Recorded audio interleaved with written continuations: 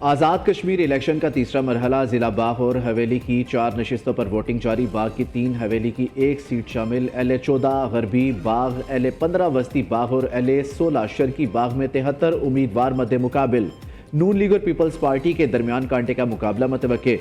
باغ کے تینوں حلقوں میں 3,42,857 ووٹرز اپنا حق رائے دہی استعمال کریں گے۔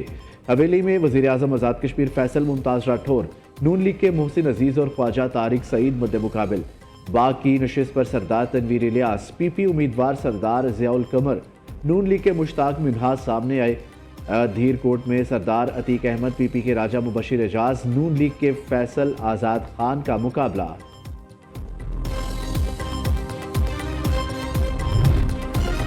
پیپلز پارٹی کا آزاد کشمیر میں کئی پولنگ سٹیشنوں پر ووٹنگ میں تاخیر پر تحفظات کا اظہار۔ شیری رحمان کا کہنا ہے LA-16 کے پولنگ سٹیشن 61 اور LA-15 کے پولنگ سٹیشن 87، 143، 144 پر بروقت پولنگ شروع نہ ہو سکی۔ پولنگ میں تاخیر کا خمیازہ ووٹرز کو نہیں بھگتنا چاہیے۔ ضائع ہونے والا وقت پورا کر کے ووٹرز کو حق رائے دہی کا مکمل موقع دیا جائے۔ پیپلز پارٹی کے ایجنٹس کو پولنگ سٹیشنز میں داخلے سے روکنا انتخابی شفافیت پر سنگین سوال ہے۔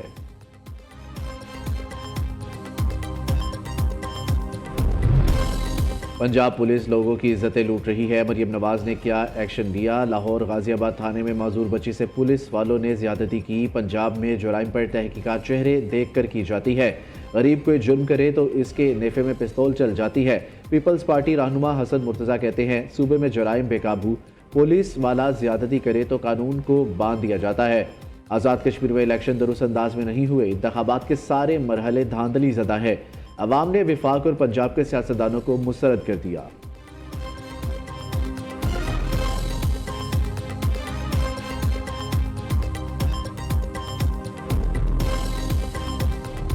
پنجگور کے علاقے سرکینی چھیدگی میں سیکیورٹی فورسز کا خفیہ اطلاعات پر آپریشن۔ سیکیورٹی ذرائع کے مطابق آپریشن رد الفتنہ 3 کے تحت کارروائی میں فتح ہندوستان کے سرغنہ وزیر ول جمال سمیت 5 دہشت گرد ہلاک۔ مارے گئے دہشت گرد لوٹ مار، بھتہ خوری، اغوا اور دہشت گردانہ کارروائیوں میں ملوث تھے۔ گولہ بارود، مشین گنز اور 4 موٹر سائیکلیں برآمد۔ علاقے میں مزید دہشت گردوں کی تلاش اور خاتمے کے لیے کلیئرنس آپریشن جاری۔ وفاقی وزیر داخلہ کا کامیاب آپریشن پر سیکیورٹی فورسز کو خراج تحسین۔ محسن نقوی کا کہنا ہے سیکیورٹی فورسز نے خارجیوں کے مذموم عزائم کو ناکام بنایا، بہادر جوان قوم کا سرمایہ افتخار ہے۔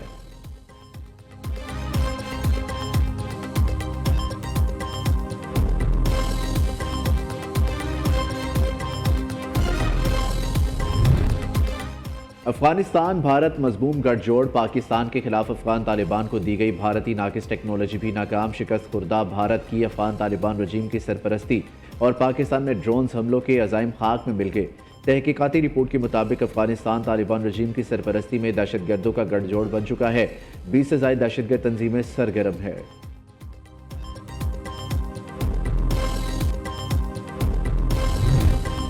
کراچی میں نوجوان تاجر میر رضا قتل کیس میں غفلت اور لاپرواہی پر پولیس افسران کے خلاف ایکشن۔ کراچی پولیس چیف نے DSP شارع فیصل اور SHO گلستان جوہر کو معطل کر دیا۔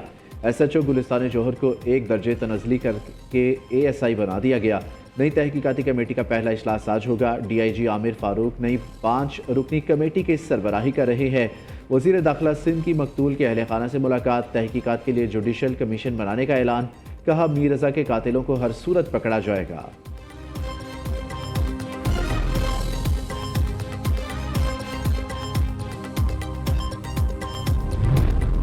اسحاق ڈار کا کویتی وزیر خارجہ سے ٹیلی فونک رابطہ۔ ترجمان دفتر خارجہ کے مطابق شیخ جرح جابر الصبا نے نائب وزیر اعظم کو پاکستان، سعودی عرب اور ترکیہ کے مکہ مشترکہ دفاعی معاہدے پر مبارکباد دی۔ اسحاق ڈار اور کویتی وزیر خارجہ نے علاقائی صورتحال پر تبادلہ خیال کیا، مقبوضہ مشرقی بیت المقدس کی صورتحال پر بھی گفتگو کی۔ دونوں ملکوں کے درمیان اہم شعبوں میں تعاون اور سرمایہ کاری مزید بڑھنے پر اتفاق۔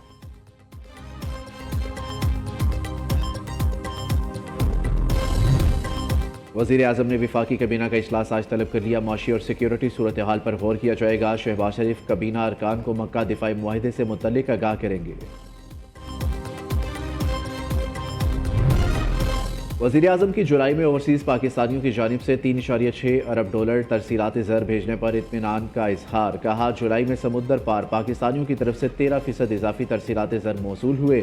اوورسیز پاکستانیوں کی ملکی معیشت کے استحکام اور ترقی میں تواتر سے مثبت کردار لائق تحسین ہے۔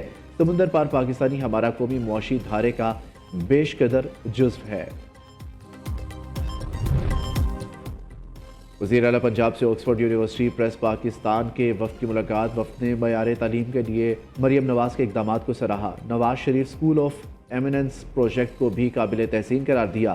آکسفورڈ یونیورسٹی پریس وفد کی فروغ تعلیم کے لیے بھرپور تعاون کی پیشکش۔ Nawaz Sharif school of eminence میں آکسفورڈ یونیورسٹی پریس کے نصاب کا پائلٹ پروجیکٹ شروع کرنے کا فیصلہ۔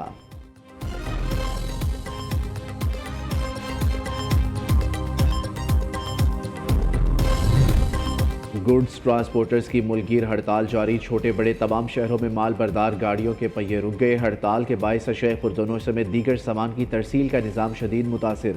مذاکرات کی ناکامی کے بعد حکومت اور ٹرانسپورٹرز میں ڈیڈ لاک برقرار۔ گڈز ٹرانسپورٹرز کے وفاق اور سندھ حکومت کے ساتھ مذاکرات آج دوبارہ ہوں گے۔ گڈز ٹرانسپورٹرز کا مطالبات کی منظوری تک ہڑتال جاری رکھنے کا اعلان۔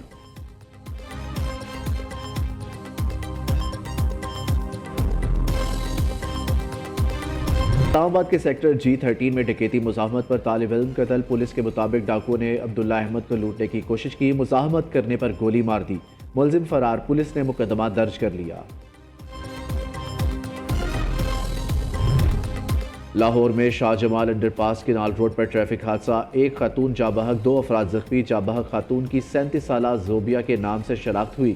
کاہنہ میں جوہڑ سے 12 سالہ بچے کی لاش برآمد۔ تھانہ کاہنہ میں گزشتہ روز حسنین کے اغوا کا مقدمہ درج کیا گیا تھا۔ باجوڑ کے علاقے گھا کھی میں پاک فوج کی جانب سے 6 دیہات کے لیے فری میڈیکل کیمپ کا انعقاد۔ ماہر ڈاکٹروں نے مختلف امراض کے مفت معائنے کے ساتھ ادویات اور طبی سہولیات فراہم کی۔ دور افتادہ علاقوں سے آنے والے 876 افراد نے مفت طبی سہولیات سے استفادہ کیا۔ افغانستان کی کھربوں ڈالر مالیت کی معدنی دولت طالبان رجیم کے لیے ذاتی مفادات کا ذریعہ بن گئی۔ معروف امریکی think tank James town foundation نے افغان طالبان کی بدعنوانی سے پردہ اٹھا دیا۔ رپورٹ کے مطابق افغانستان کی $1 ٹریلین سے زائد معدنی دولت پر طالبان سے منسلک نیٹ ورکس اور منرل مافیا کا کنٹرول ہے۔ یمن میں حوثیوں کا حملہ، یمنی فوجیوں سمیت 7 افراد جاں بحق، 30 سے زائد زخمی۔ یمنی فوج کا کہنا ہے حوثیوں کی اکثریتی تنظیم انصار اللہ نے حملے موچا شہر میں فوج اور شہری مقامات پر کیے۔ دفاعی نظام سے حوثیوں کے 11 ڈرونز مار گرائے گئے۔ جشن آزادی میں صرف 4 روز باقی، گلیوں، محلوں اور بازاروں میں سبز ہلالی پرچموں کی بہار۔ چھوٹے بڑے شہروں میں 14 اگست کی تیاریاں زور پکڑ گئی۔ آپ جشن آزادی کی تیاری کیسے کر رہے ہیں؟ بچوں کا جوش اور وطن سے محبت کے خوبصورت لمحات نیوز سے شیئر کریں۔ اپنی تصاویر اسکرین پر نظر آنے والے نمبر پر بھیجیں۔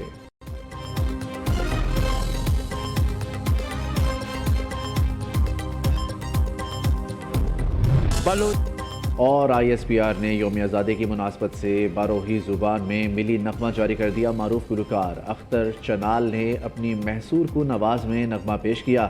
ملی نغمے میں بلوچ عوام کی پاکستان سے محبت، وابستگی اور قومی یکجہتی کے جذبات کو اجاگر کیا گیا ہے۔